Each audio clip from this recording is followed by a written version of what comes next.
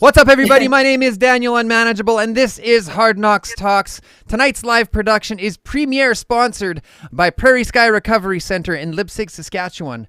Tonight's live production is also brought to you in part by Prairie Harm Reduction, Possibilities Recovery Center, the Elizabeth Fry Society of Saskatchewan, the Community Addictions Peer Support Association, and Stronger Together Canada peer-led support groups by Moms Stop the Harm. Tonight's guest, Melanie Hodge, recently came forward with some pretty serious allegations around stigmatic treatment by a doctor due to her history with substance use in Regina, Saskatchewan. In a few moments, we are going to hear her story, but first, get a load of this.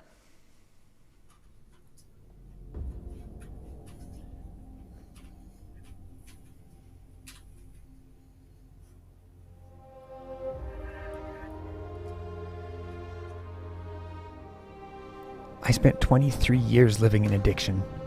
16 of those years, I worked as a Red Seal tradesperson in Saskatchewan and Northern Alberta. During that time, I made many mistakes and took more than a few hard knocks. I went from tradesman to business owner to hiding from gang members and dumpster diving. But with that lived experience, I've decided to try and make a change. I've dedicated my life to raising awareness and promoting change in the fields of substance use and psychological health and safety.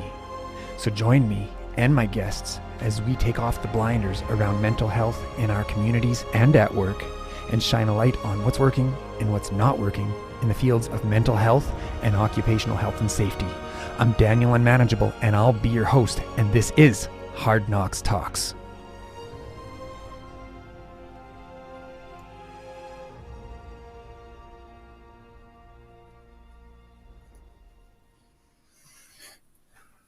All right. Well, let's bring in Melanie. Here we come. Hey, Melanie. Hi, Daniel. Hi. How are you doing tonight? I'm great, and you? I'm doing well.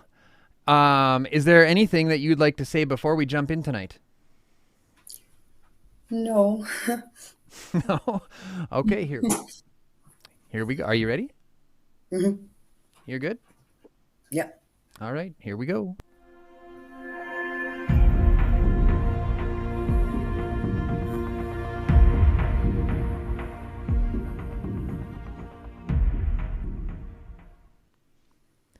So before we get into things that have happened more recently, why don't we go back and why don't you tell us your story? What was it like growing up?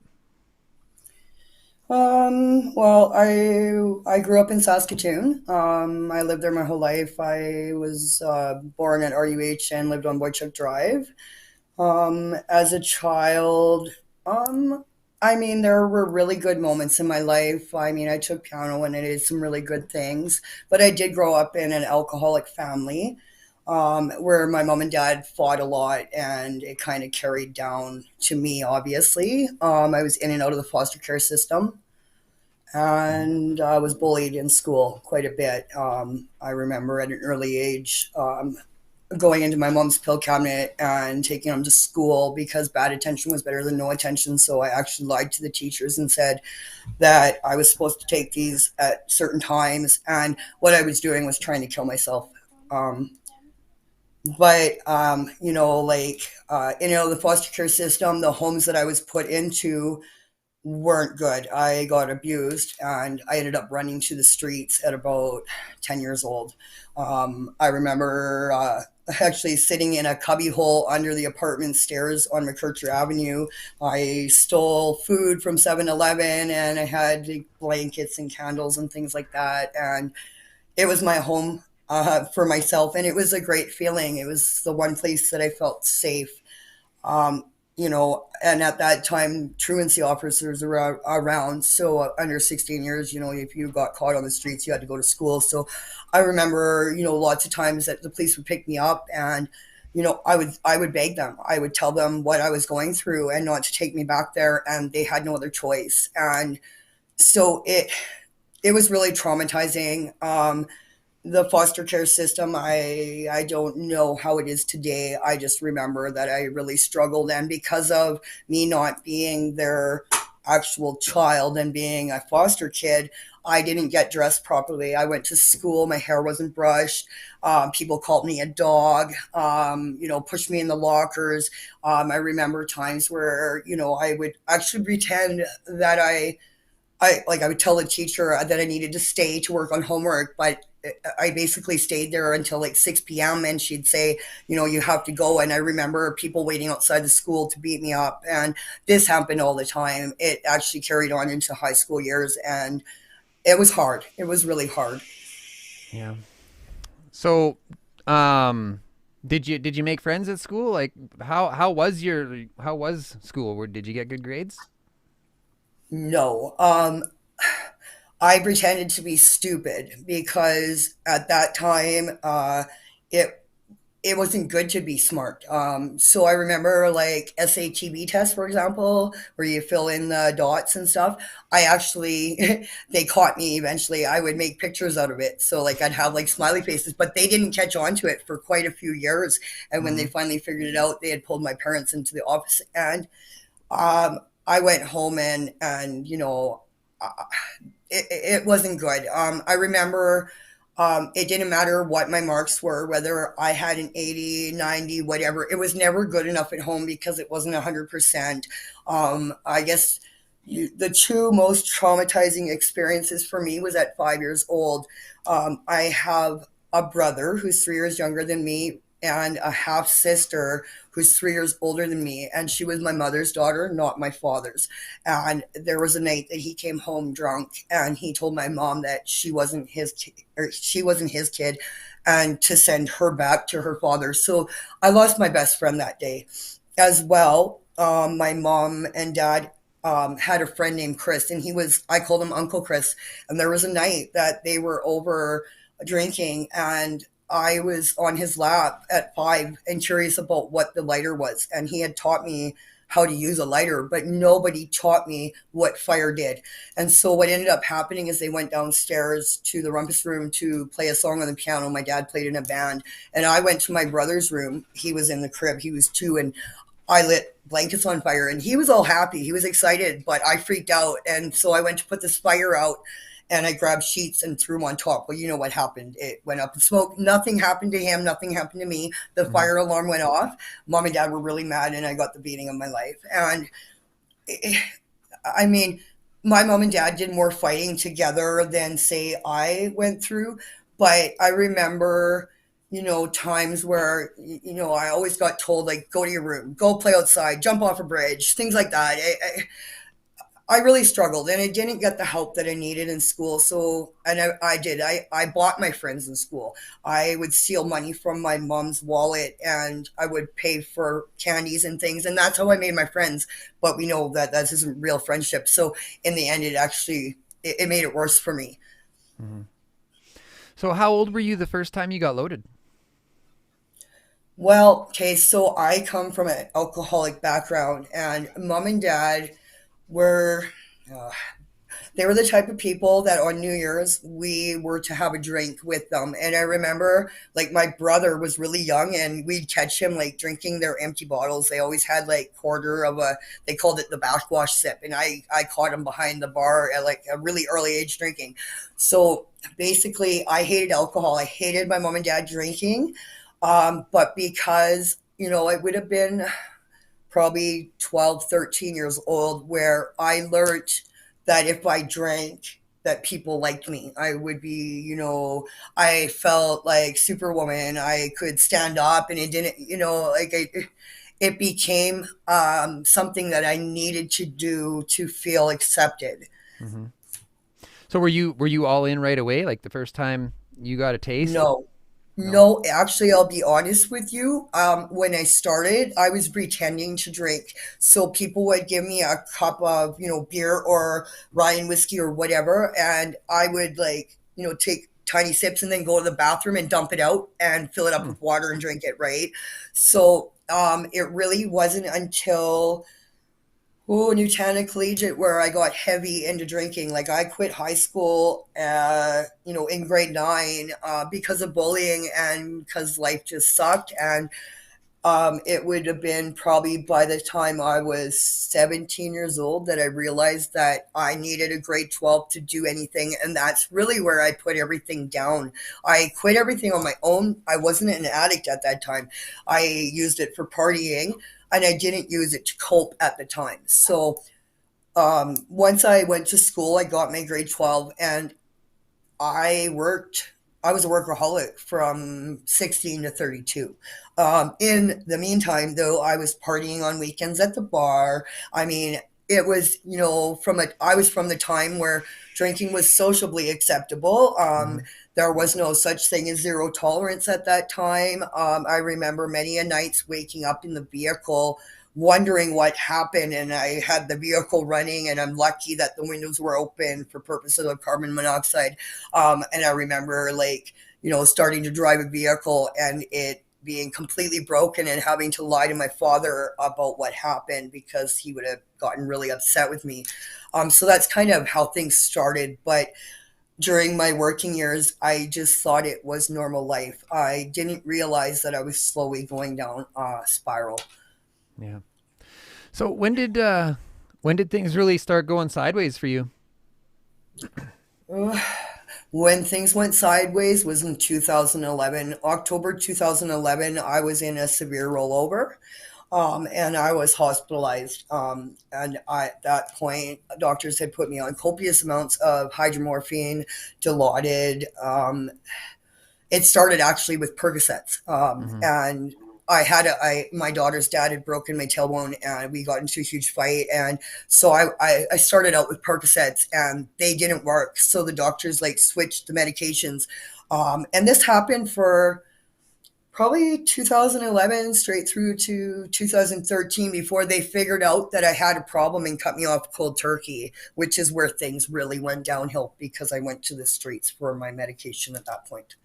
So was there ever any talk about it, like when they first introduced you to this medication, were the doctors like, be careful with this, you could get addicted to it, like? No, in fact, I didn't have a clue. I do know that when I started taking the medications, I took them properly. I Mm-hmm. took them as suggested on the bottle. Mm-hmm. Um, but as time progressed, the medication stopped working. So then I started taking a couple more, and I was popping them in my mouth at that point. It was about 2 years into it that my half sister, or not my half sister, sorry, my dad remarried after my mom passed away. My stepsister, she told me that if I crushed them and snorted them, that they would work better. And actually, I kind of have to go backwards a bit because when I had the rollover in 2011, actually, what really started this spiral was in 2002 when my mom passed away, and I didn't know that the trauma from my childhood carried on. I just thought I was a normal person. It slowly progressed.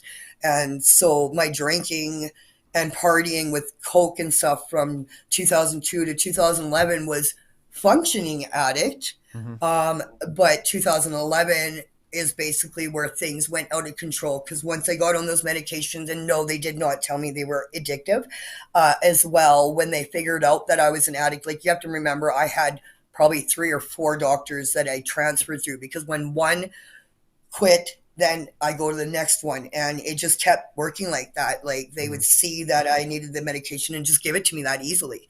Um, Lo and behold, I became an addict and nobody helped me. Nobody told me about, I didn't even know there was such thing as detox, AA, NA, nothing. I didn't have a clue. I was left to fend for myself and it was really hard. Honestly, I lost my family. I had nothing to live for, and I lost my daughter in the process. And so basically, when things went downhill, there was nothing. I was really lost. Yeah. So you became unemployable at some point. How did you support your habit? 2011 when I rolled my vehicle, that's when my career ended. I was a truck driver from the time I was 16 to 32. So yes, when I got into the accident, I deal with chronic injuries, chronic back pain. I can't lift anything anymore, and that was my career. I mean, I in 2011, I did make an attempt to go to Saskatoon Business College. I enrolled in what's called the Legal Administrative Assistant Program, and I went through the first 6 months of that sober. It was my last 6 months where I got into coke and the opiates. And I never did finish. The day of my final exam for the year, I was loaded for like 8 days, and I wasn't able to attend because I was embarrassed of what I did. So they actually gave me a chance to. They gave me a chance to take the final exam before September so that it would be free. Unfortunately, I went completely downhill and I never came back until 2021. Yeah. So after your time at school was done, where did you turn? What did you do? Like, are you talking about high school? No, when you were at SBC. Oh, at SBC. Okay, so when I was done at SBC, I still had my dad in my life. I was still living on Pendergrass with my little girl. And when that all happened, basically, I did have her for about 6 months after the school disappeared. So what ended up happening is while I was sober and normal, I had bought, like a TV for her, Nintendo games. Like, she had everything. She had everything from a cell phone to you name it. And so what ended up happening is I started selling everything, including all her stuff. And we started living out of a vehicle. Actually, when I left her dad, I was supposed to move in with a friend, and then if it didn't work out, to my father's, and it didn't end up working out because he had gotten remarried, and they felt that me and my daughter being there would interfere in the relationship they were trying to build. So I got really left by myself, and I ended up at a friend's house who I didn't know was a coke dealer, and that's kind of where everything progressed very quickly. Hmm. So, so when was that? Like, how long ago are we talking here? Okay, so 2002, my mom passed away. My daughter was taken once in 2005. And so when she got taken, she missed her birthday, which was August 1st. And I was determined to get her back before Christmas. And I remember social services saying that wouldn't be possible. And I actually succeeded. I had her back on Christmas Eve. And so I lived sober from about, I guess, halfway through 2005, straight through till about 2010 before I fell back into coke. And Yeah. that was when the opiates got put on me by the doctors. And well, I lost her for good Yeah. in 2011. Okay. And she was in foster care. She's grown up now. But that's I lost her and I lost my mom and I had no will to live. My relationship with my dad was over and I just didn't have a purpose anymore. Okay. So you turned to a life on the street at some point after 2011, correct? When everything went sideways. Give us a glimpse into what that was like for you, and or what you were like during that period. Well, you know, when I had to turn to the streets, it started out okay. So I had means to get money, and I guess I would have been a little higher up on the spectrum on the streets. But eventually the money disappeared, the means to be able to get the money disappeared, and then I started standing on a street corner. I started selling my body because I was so addicted. And the thing is, I'll be honest, I couldn't get out of bed without the opiates. It became such a dependency for me that I can't describe to you how horrible it was. I just knew I needed the medication and I was willing to do anything to get it. For I guess the first few years, my dad did help me out with money and he kind of enabled me, but eventually he had to disown me because he didn't know what else to do. I mean, my mom and dad did the best they could with the tools that they had. I remember them often telling me they were really young when they had my brother and I, and they just thought that we would, grow up, get straight A's, and things would be perfect, and that's not how it was. Yeah. So, at what point did you start getting involved in the healthcare system? Like, tell us about your first experience walking into the hospital or trying to seek some sort of help. Like for my addiction, you mean? Yeah. Uh, okay, so like when they put me on the opiates, like I said, for a couple years they were giving them to me willingly. And I don't think that, like, I mean, this was during a time where they were giving these drugs to everybody. I don't know if they actually knew that we were gonna turn out to be the way they were. So I became what was called a drug seeker, I guess. Mm-hmm. And, I was able to pull it off. I mean, I didn't look like a street person. I mean, I would go into the doctor well dressed, I would talk normal.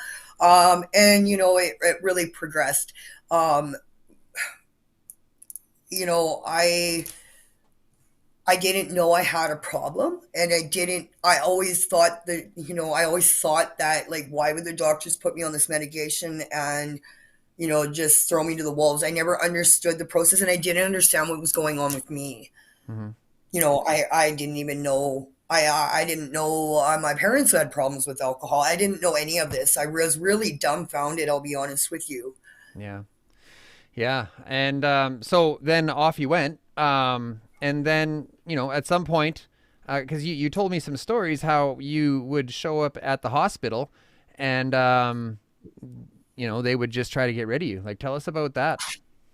Well, that happened a bit further into my addiction. So, when I would go to the hospital, say in Saskatoon, St. Paul's, and RUH, so between, let's say, 2011 and 2014, when I would go to the hospital, they would help me. They would put me, they admit me in the hospital. They would give me the medication via pill. Eventually, they caught me in my room using, and so they started putting my medications in jam and stuff like that. Um, it really wasn't until I guess at that point, I was trying to use the system. I was trying to keep myself on these medications. Where things went out of control with the hospital system wasn't in Saskatoon. It was actually, so what ended up happening is in 2014 to 2016, I kept putting off charges for fraud that I kept just putting it off. So I'd get into the court system and I get released. And so I ended up getting into trouble with gangs in Saskatoon. And I was in such trouble out on the streets that I was worried for my life. And I couldn't go to the police because that's just a stupid thing to do. So I remember feeling really lost. So what ended up happening is the only way I could get rid of the problems that I had created is by turning myself in. So in, I guess, the beginning of 2017, January-ish, I turned myself in to the police. And when I went in, I got a really good lawyer who knew my story. She knew that the two people I had frauded were two Johns that had actually given me a place to stay. And basically, they were paying me for that place to stay. But what ended up happening is they had given me so much money for my dope that I became useless to them. And when I became useless to them, they threw me out on the streets like everybody else did. So I finally turned myself in and I begged for drug court. She wanted me to actually fight the charges. She wanted me to fight it because she knew that if we shut those two people down, that it would save other women out on the streets going through the same thing with the same guys. Mm-hmm. Unfortunately, though, I begged her to send me to drug court because I had heard from a lady in jail that runs the CVP program for parents visiting or children visiting their parents. She told me about drug court, and we actually looked it up on the computer. And that was really the first time I even knew there was such thing as a treatment program for people that have substance use disorder. So it took me about 6 months before, because I'm not from Regina, so they weren't willing to accept me in drug court. But it was a fight, and she fought hard for me, and I finally got accepted into drug court. I arrived in Regina June 7th, 2017. Awesome. Okay, we're going to take a quick break and hear a word from our sponsors. Now that I've left Prairie Sky, I just feel free from my addiction. Treatment saved my life. Prairie Sky Recovery saved my life. Big thanks to Prairie Sky tonight for making this all possible. Okay, so you're in drug court. How was that? Was that a turning point for you? Well, okay, so when I was in jail for those 6 months waiting to find out whether I was going to get in or not, I had a spiritual awakening in jail. I had actually went to sleep the one night and I woke up screaming because something touched my hip. And I write. I'm a writer, and so what I was actually doing to get canteen in jail was writing girls poems for their family. So basically, I told them to give me 10 words about whoever I'm writing for, and I would make this beautiful poem, and then they would sign their name on it, and that's how I made my canteen. But in the meantime, the night I had that spiritual awakening, I woke up the next morning and I wrote a poem for myself, and it was a third party poem.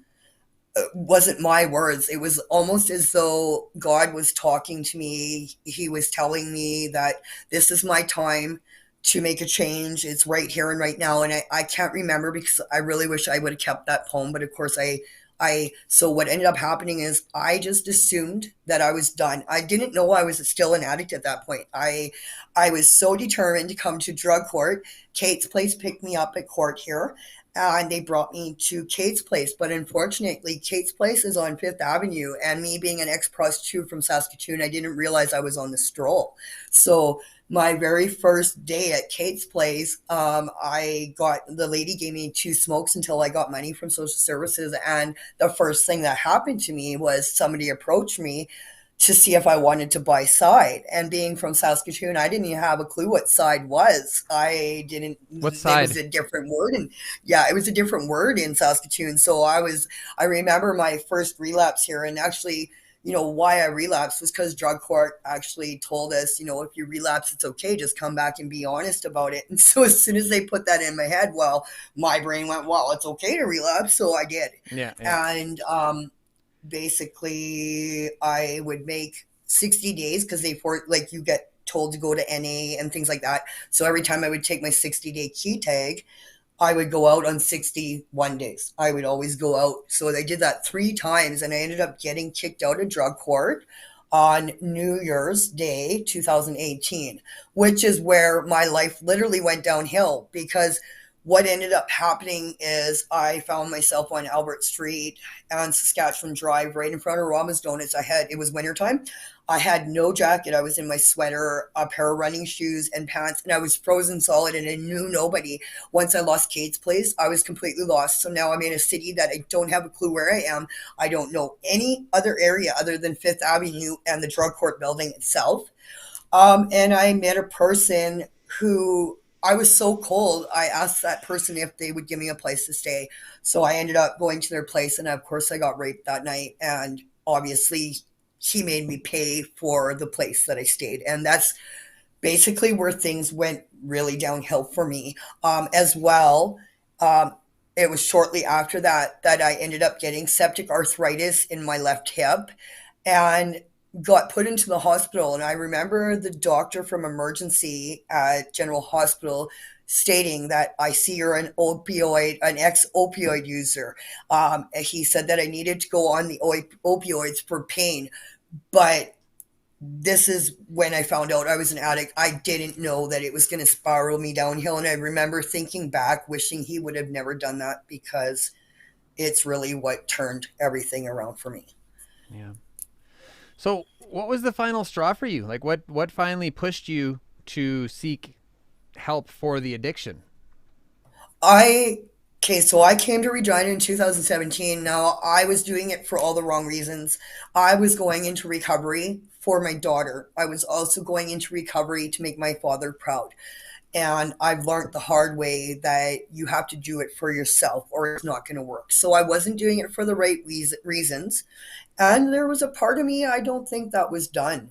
I mean, I remember in drug court them telling me I had mental issues. They said that I needed to go on these medications because I was bipolar. But at the same time, when I relapsed in drug court, I didn't relapse with opioids because I knew that I had an addiction to opioids. What I relapsed with was side. And So I hang on, figured let me interrupt you just for 1 second. I apologize. What is side? crystal meth. Okay, okay. Please continue. Yeah, so that would be why I kept relapsing with crystal meth because I knew that I didn't have an addiction to crystal meth. I don't like it. So I figured, well, I would be able to do that and um, basically set it down. And it didn't work like that because every time I used it, it made my brain crazy. Like after coming down, I would get scattered brain. Like I'm ADHD and I have PTSD, so my brain was like all over the place. And so they ended up taking me to a psychiatrist in Regina here, and they diagnosed me bipolar, but he couldn't give a proper diagnosis because part of him figured it was drug induced. So they put me on these medications, which basically made everything worse for me. Mm-hmm. Okay. Um, so at some point, you ended up in the hospital, and Hmm. they I forget exactly what you told me. They lied to detox. They like you were Okay, really sick, and they said, this was later. So when drug court disappeared out of my life, so I went from I had my surgery. I got put on opioids again in Regina. They gave me refills. But they told me I needed to find a family doctor, which I wasn't able to find one.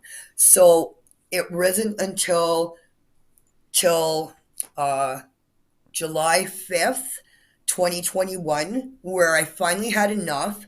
I knew I was in serious trouble in the hood, and I knew that I had to get away. I knew if I didn't, I was going to either end up getting killed or I was going to kill myself or I was going to overdose from the drugs. So the first time that I actually went in for real help was July 5th, 2021. And when I went to the hospital, what ended up happening is I was on Athol Street, right by Lawson Civic Center. I had people chasing me, and I was hiding under a vehicle for probably like 15 hours. It was really hot that day. It felt like it was plus 60 in the vehicle, and I couldn't go anywhere. The windows weren't open. I had no keys for the vehicle. I was just hiding in a vehicle that a friend told me to hide in. And so what ended up happening is I thought they were home from work, and I ran around the front of his house, where I realized his truck wasn't there. I had knocked on the door. I asked for water and told his niece to let him know that I was there. Well, the people that were chasing me spotted me, and I had a phone, but my phone wasn't hooked up to anything. And higher power or whatever it is, all of a sudden my phone lit up, and it was like a 911 thing that I could dial without data or anything. So I clicked it, and the ambulance came. I lied to the ambulance and said that I was overdosing so that they would get there fast because they knew I was in a really serious situation, and I knew if I told them what was really going on that they wouldn't go there that fast. So they came and picked me up. I was freaking out. I didn't know if I was really being chased or if I was in psychosis. So they took me to the hospital, and during that time, the person that I was hiding in the vehicle from, he had been driving around looking for me and going by the house I was staying at. And that's when he realized that there were people waiting for me. And he was like, "What is going on? Why are they looking for you? Like, this is ridiculous." So what he ended up doing, he actually told the hospital, he confirmed my story that I wasn't in psychosis and this was really happening. Um, so they basically put me in a room at the hospital. I told them that I was going to kill myself because I knew if these people got their hands on me, that it was going to be a horrible death. So my goal was to end it before they did. And so I remember them at that point, they brought security and had security sitting outside my door. They locked me in my room. So if I needed to go to the bathroom, the security would have to take me. But I remember being there and really sick and desperate to get help, desperate to go to detox, and they just left me sitting there. And I remember during that time there was other people screaming for help as well. So I it felt like, many hours later, probably I'd say 15 hours, because I was there for a really long time. So what ended up happening is I was sick. I was puking. I was shitting. I was getting, they were talking about me outside the door. They were saying, Melanie always comes into the hospital looking like this. She always comes here asking for help. This is a typical story for her. I remember them saying something about me, tits down, ass up, because I was puking and shitting. They were giving me shit because I couldn't get off the bed, but I didn't have anything like so they finally brought a garbage can because they cleaned me up a couple times, and then they just left me sitting there for hours on end, and I was screaming for help. And so what they ended up doing is they called detox, and they got me a bed in brief detox, but they lied to detox. They told detox that I wasn't sick anymore. So they said, okay, send her over. And they gave me a voucher for a cab to go to detox.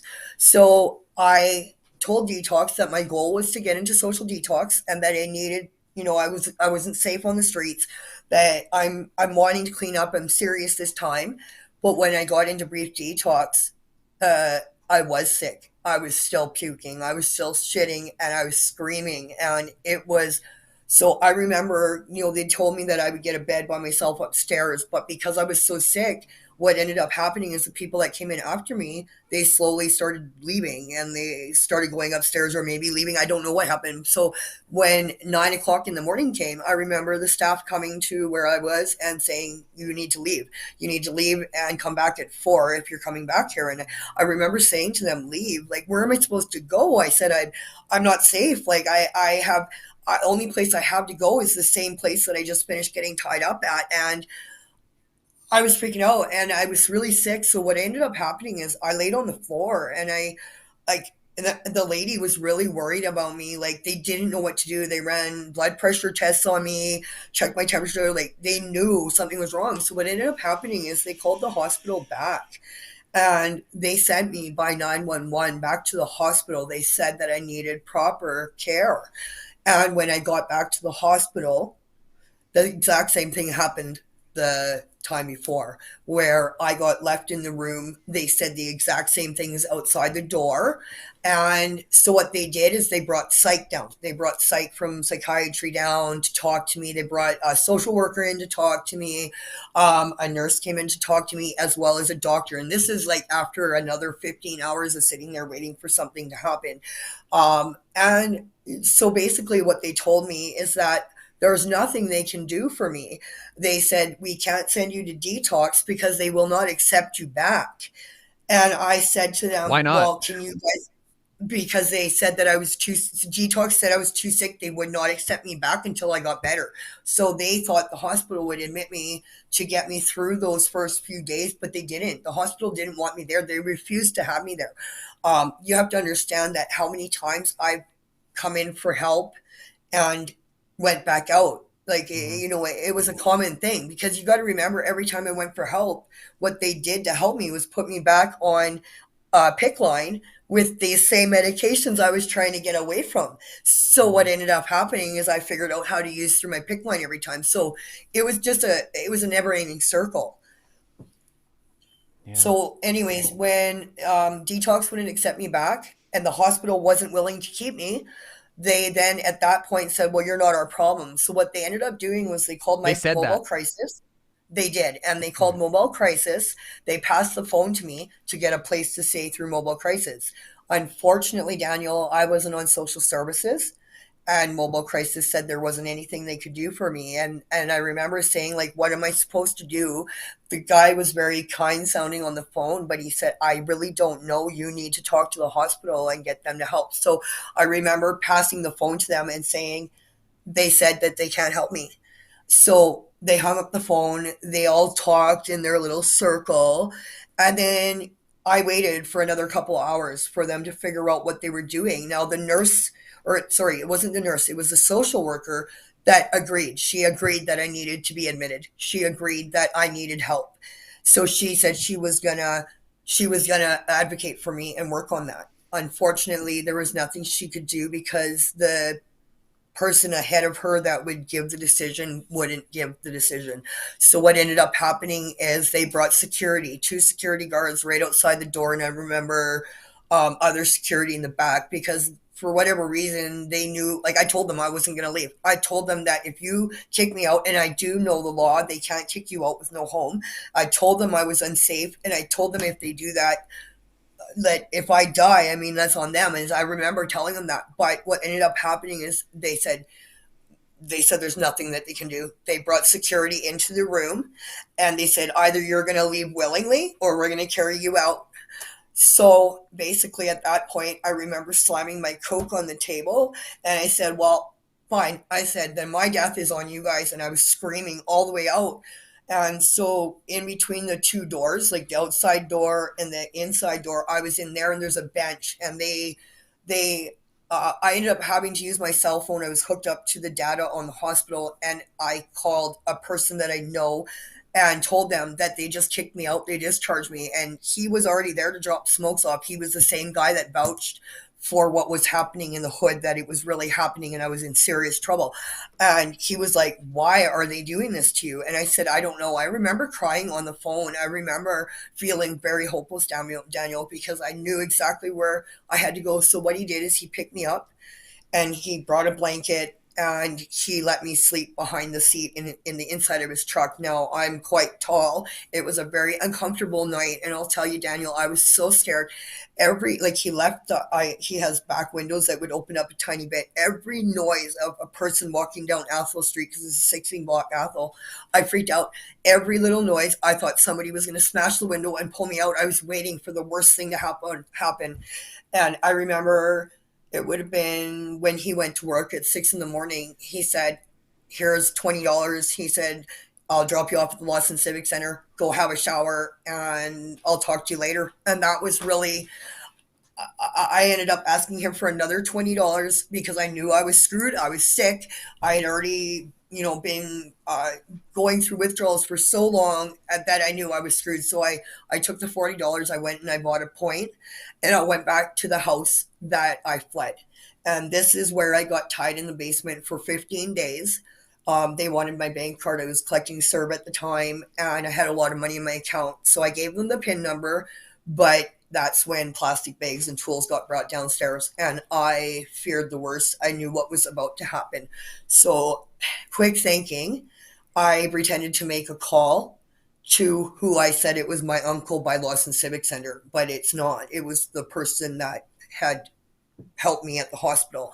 And that was when he originally, boxing is less. But unfortunately, Daniel, in the last couple years, I was using like $1,000 a day of Fenty. And I was doing so much that it was just not possible to not get sick. Eventually, I did make it into detox, but the fight didn't stop at all, because once I got into detox, I was fighting for a proper place to stay. They kept trying to send me to like shelters such as my aunt's place. Every time I've been at my aunt's place, it's not a safe place. There's a lot of drugs there, and I was really trying to stay clean. I was really needing help, and I was really serious about it this time. Unfortunately, though, my track record is not great, and unfortunately, I mean, I did it to myself, I guess. I don't know. I think back to everything that happened. I don't understand why, if a person wants help, no matter if they fall down or not, why don't they deserve help anyways? Like, I mean, I am clean today. I did succeed now. I think back to everything that happened, and it's really frustrating. So I did end up, I met a lady in detox who supported me, and she still is a support. She worked there. She started a month before, and she did things that she wasn't supposed to do, like talking on the phone for me, because I was full of anxiety, PTSD from 10 years of trauma and a lifelong set of trauma from childhood to now. And I'm lucky she was in my life. I did end up going to my aunt's place, and the fight didn't stop. When I was in detox, two people came in from the AA program, and I remember I was sick. I'd left, and for whatever reason, I went back downstairs, and I heard the end of the meeting, and I heard something that they said that I liked, and I went up to them for advice, and that's when they sent me to Susan Ulmer Addiction Services, not knowing if the program was good. So I got out of detox July 15th. I got to my aunt's place, which I'm not good around people. You have to understand, I ran from a bunch of people, and my aunt's place, those people come in and out. So I was still terrified. Lucky for me, there is staff there, but there is no cameras inside, even in the hallways or anything. So people don't see what happens behind closed doors. Mhm. Um, so it was July 15th that I walked into Susan Ulmer Addiction Services, and I started here July 16th. The fight still didn't end because I still had to fight for girls and children in my aunt's place, and I've been continuing to do that since. So being in recovery, so I left my aunt's place at 90 days and I moved to the South End in Regina, and I needed a family doctor, and I needed the family doctor to know that I'm a recovering opioid addict, and that no matter what happens, I cannot be on any opioids or narcotics of any kind.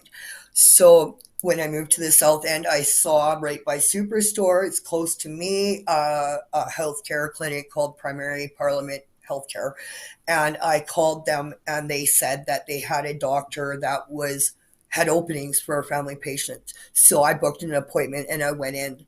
Unfortunately, though, it didn't go the way I expected. So I needed a form filled out to get on Saskatchewan Assured Income for Disability. I've been diagnosed as permanently disabled because of my surgeries, and I've done three assessments with them and been denied three times. So this was my fourth time working on that. And so the whole point of a family doctor was to get those forms filled out.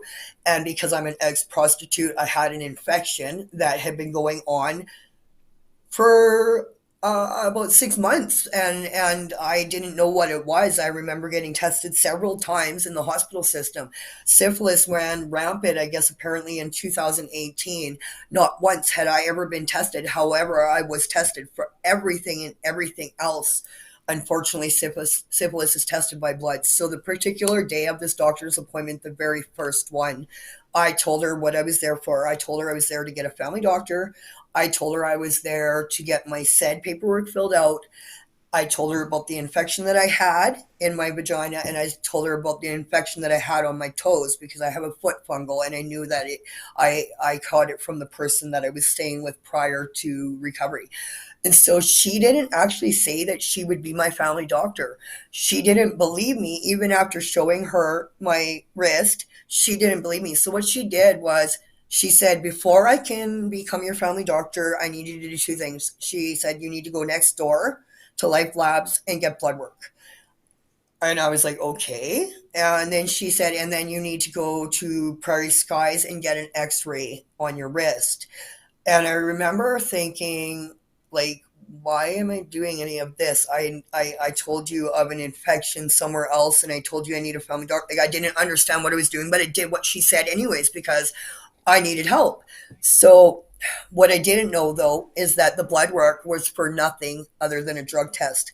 Telling her that I was a recovering addict, and I was so proud of myself being on 90 days clean. That was a big step for me, and I didn't realize what she was doing. She actually sent me for a drug test and nothing else. As well, the paper that she gave me, the rec for Prairie Skies for the x-ray on my wrist, it didn't state anything about recovering addict or anything. It stated needle user and right wrist. I can't remember what it was called. It was in doctor's terms. But I remember feeling very upset, but I didn't know I was being drug tested. I did go for the x-ray. She wouldn't fill the paperwork out. So what ended up happening is she called me and told me that the results were in. I needed to come and book another appointment. So I did. I booked the second appointment. And on the second appointment, I'll go back a little bit. My outreach worker wanted to come with me to these appointments. And because of COVID, the first thing you see on the counter when you walk in the door is a note that states one person in the room at all times, one exception for one parent and one child only. So my outreach worker couldn't come. So on the second appointment, of course, she got the results back for my wrist. And I remember her saying, well, she first talked about the blood results. She said, I can't remember the term she used, but it was my Suboxone shot. It was a sublocate shot that I had in my stomach.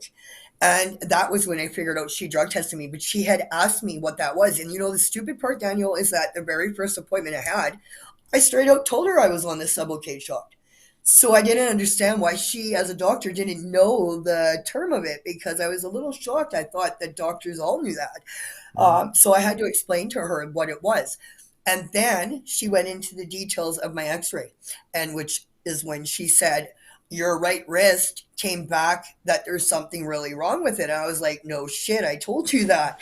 Now, I'll have to tell you though, on the second appointment, there's only allowed to be one person in there with the doctor. She brought in her receptionist from that day on.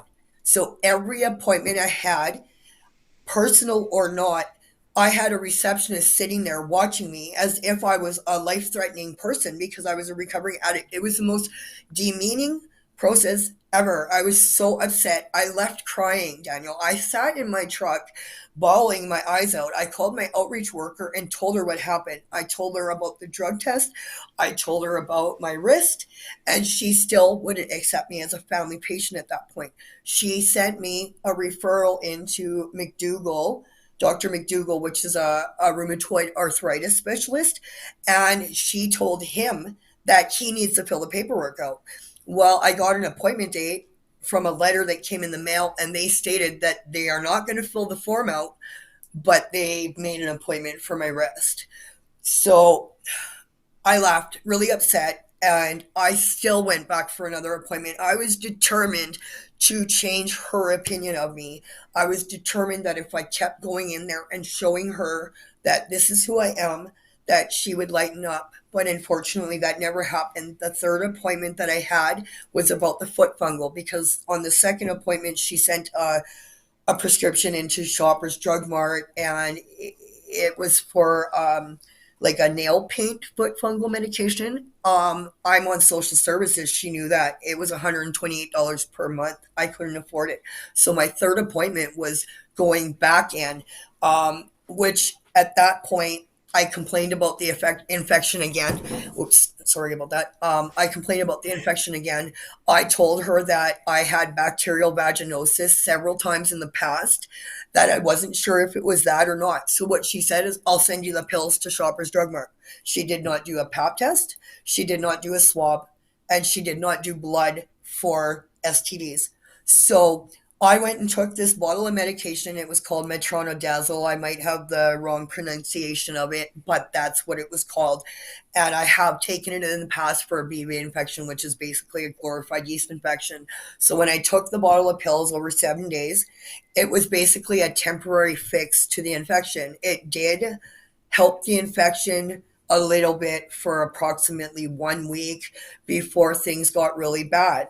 So in the meantime, I meet my outreach worker regularly, and we were still trying to get these forms filled out for this said program, because I can't afford to live, um, and I can't afford to pay for the diet. I've had endocarditis and so many things wrong with me that I'm on a specified diet as well. I have PTSD, and CIS program does not pay for any counseling or anything. So this was the real goal, was to deal with this infection and to get the said program so I could afford to get the counseling, the things that I need to continue on my way in my recovery.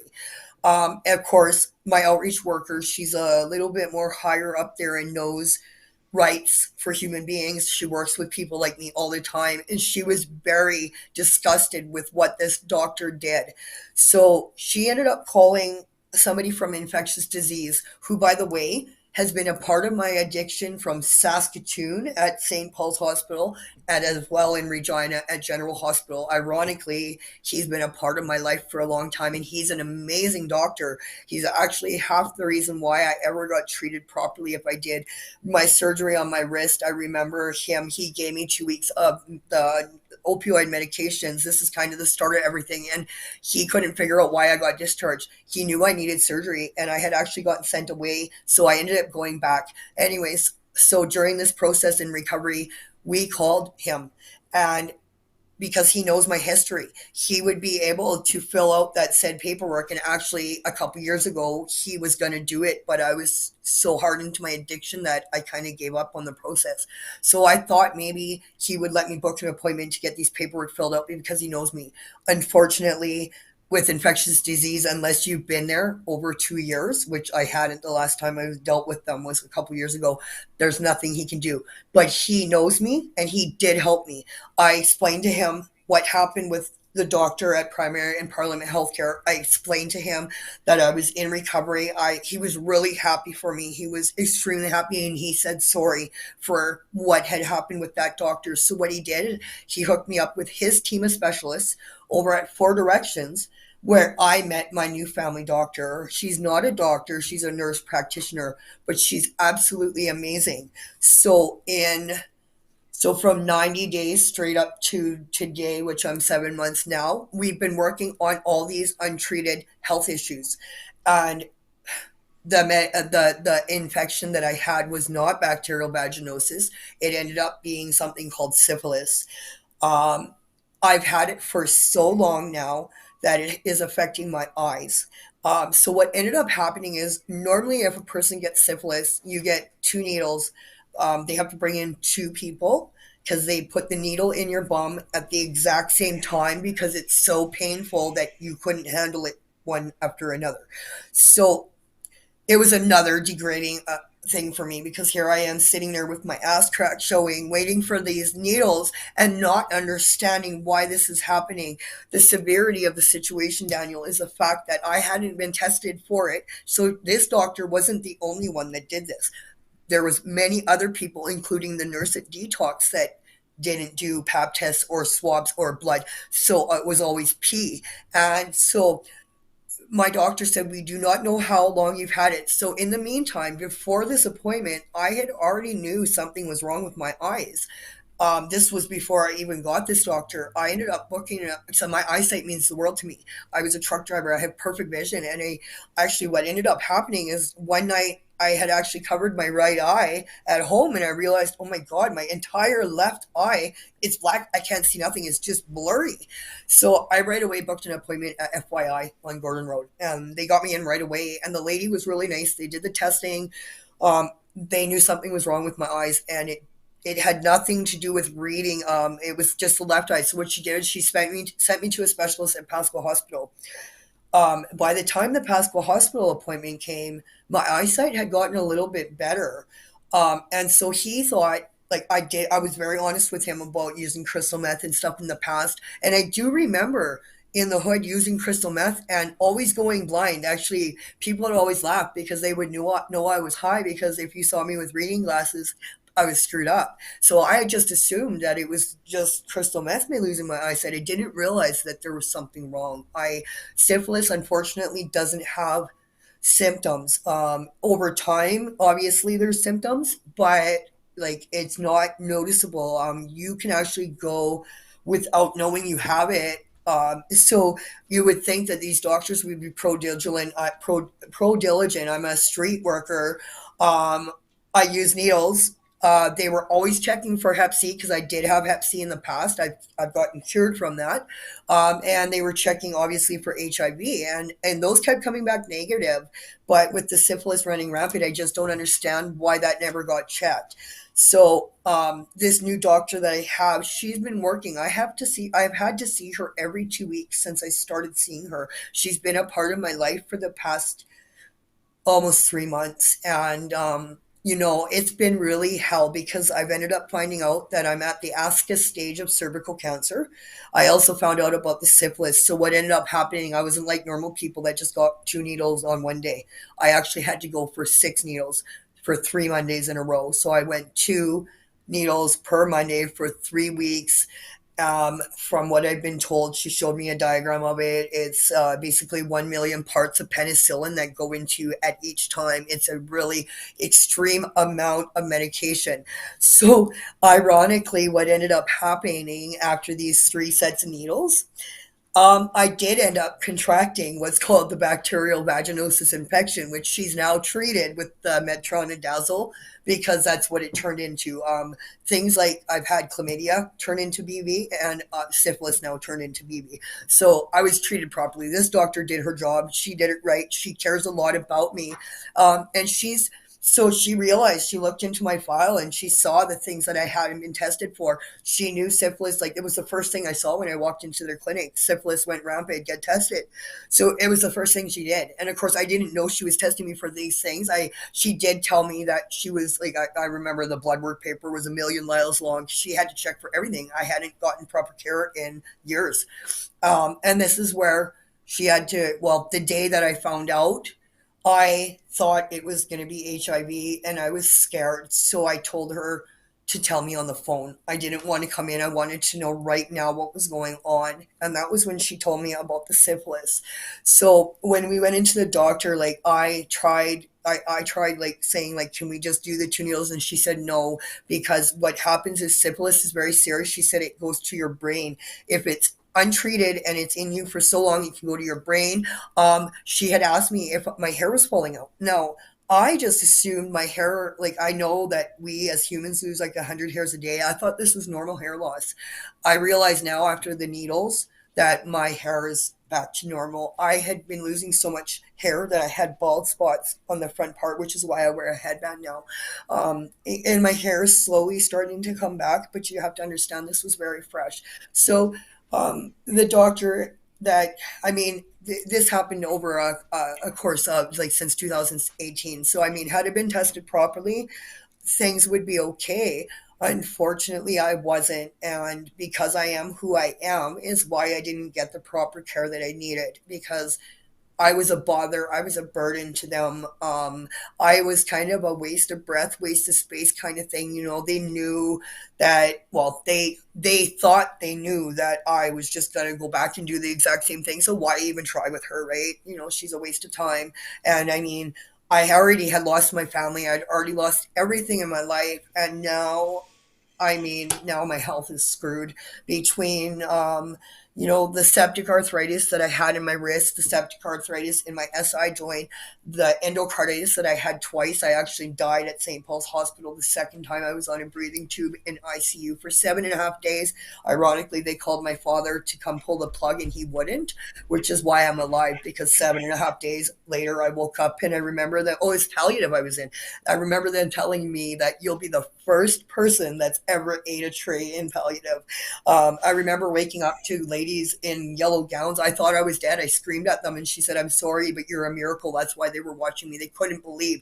Apparently I tried getting up and I had that tube in me and a catheter.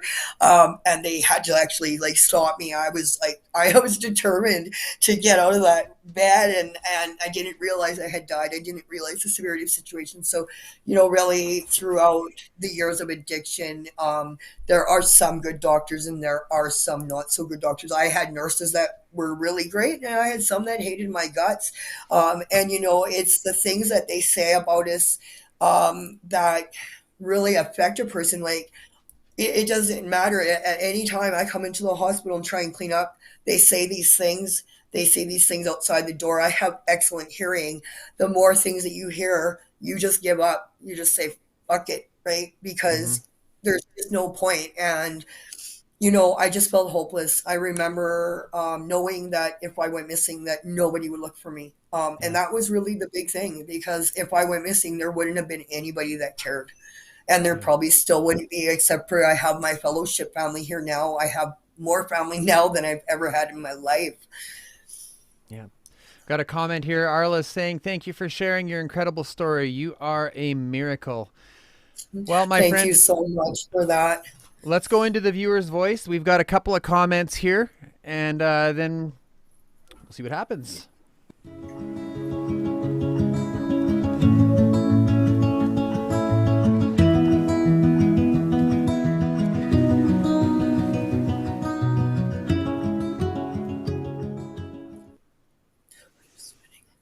Okay. We've got a comment from Leanne. Leanne Anderson says, sending you love and encouragement, Mel. Thank you for sharing your story. You are a voice of so many voices. I truly appreciate that. This is exactly what I'm trying to do. What's happened to me is already done. I'm hoping by telling my story that people that have gone through the exact same thing may get the courage to stand up, because the more people that stand up for their rights, the better society will think and view of addicts. A lot of people do not believe that addiction's a disease. A lot of people believe addiction's a choice. And I'll tell you right now, Daniel, at 32 years old, I made a lot of money as a truck driver. I had a home, I had a boat, we went to the lake. Life was great. It wasn't like I just woke up at 32 years old and said, hey, the day is the day I'm going to decide to throw my life away, because that's not how it worked. It started with the doctors and copious amounts of opiates, and it just went on from there. And I'll tell you right now, when I lost my daughter and my dad said, I'm done, I lost everything. And I thought the streets was my family. I really did. But I'm lucky to be alive, actually. I think back to everything I've been through, and I still don't understand why I'm here. However, I do have a passion. I'm trying to get into school. I'm actually in a program right now to get myself prepared to go to addictions counseling, because I feel that, people like me are needed. I have quite a story to tell, and I haven't told all of it here today. It would take years to tell my story. So. I get And we it. don't I have can that relate. kind of time. Yeah, no, we got another comment coming in here from Donna. Donna, thank you for the comment. Donna says, shouldn't be a fight to get into drug court. That is an avenue to help. Shameful. Well, Donna, I will be honest with you. Drug court didn't work out for me because the administrator, Judy Burns, ended up saying that I would be better suited in a mental facility program, that drug court couldn't help me because my brain had too much mental issues. So I'll tell you right now, when I was in detox here on July 5th, 2021, I actually met a participant who is currently in drug court today. He actually was the most amazing person I ever met. We had a really tight family in detox. It was great. But he explained to me that what happened to me in drug court, it's actually helping people today, because people with mental issues today are getting the help that they couldn't help me with back then. So I got a little bit shafted, but I'm glad that it's helping people today. But that's what happened to me. I really got thrown out. When I lost Kate's place, I lost everything. I had no hope. I mean, I couldn't even call my dad. I couldn't call anybody. I really was stuck. And I've been stuck for 4 years here. So Got another one coming in from Ange Stolberg. Ange, my friend, I hope you're doing well. Ange says, oh, Mel, love you and miss you. Saw your story. Glad you're speaking up against it. thank you. And we've got one coming in from YouTube here. Charissa, thank you for the comment. Charissa says, mental health and addiction patients get treated less than. It's very discriminating and truly makes me sick. Should not have to struggle getting help from doctors. Thank you. Melanie, my friend, thank you for coming tonight and sharing your story. Is there anything that you would like to leave us with tonight?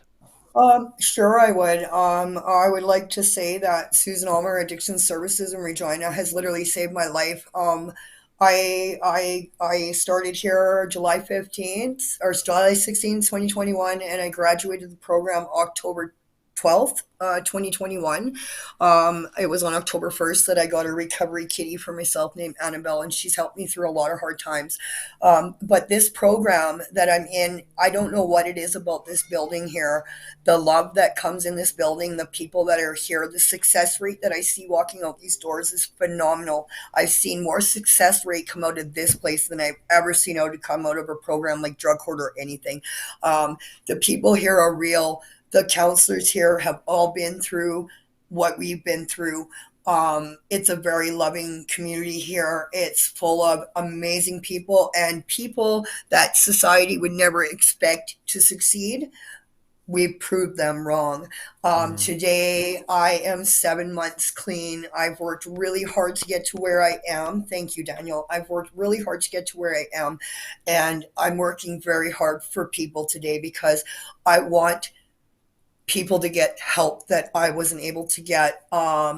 Anybody that's struggling here in Regina, If you need help, I recommend coming to Susan Almer Addiction Services. They have awesome program. They have sober living houses set up for people. They help with social services. They have programs to get us back to work. They only hire addicts here. They will not hire anybody else. They actually hire the people that come through the program, and they do it all the time. And it is an amazing place. We're hoping things are going to get bigger and grow bigger here because it's needed. I've never seen a place like this ever in my life. Okay. Thank you, Melanie, so much. And at the end of it, my hard work paid off because the daughter that I lost to social services contacted me yesterday for the first time. I spent an hour and 15 minutes on the phone with her, and she had actually apologized for not being a part of my life. And I told her she did nothing wrong, but these are the gifts of recovery. Today, I'm in a program called the Neil Squire program. It's going to teach me computer through voice because I can't use my hand from getting jumped by gang members in the hood. So basically, things are getting better slowly. When hard work is put in, it pays off. I really wish that I didn't have to fight for my life. And I'll be honest with you, Daniel, I'm still fighting for my life today. Every day is a fight for me, but at least I have the right people and supports in my life today. With connection and love comes recovery. And I had no connection. I had no connection for the past 10 years of my life. I had no family, no love, no connection. Today I have all the connection support I need, and this is why I'm clean, and this is what people need. Okay. Thank you so much, Melanie. Keep talking. Keep screeching it from the rooftops. Take care for now, my friend. We'll see you again. Yeah, bye-bye. See ya.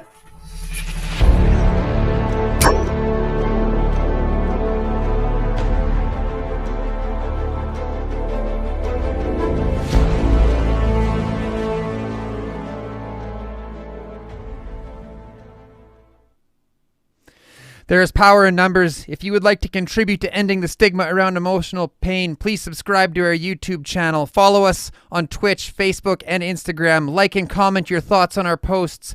Let us come together with our lived and living experience as a resource that has the power to engage new thought processes, to promote new ideas, to broaden the spectrum of care, and to show the world that we can recover. There is a safer way, and we're here to show you how. Good night.